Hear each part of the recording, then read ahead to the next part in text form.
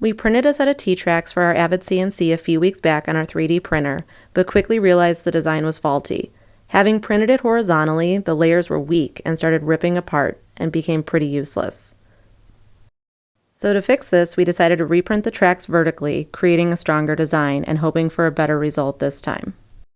The new prints are done, so it's time to swap out the old faulty design with these new tracks and give it a go.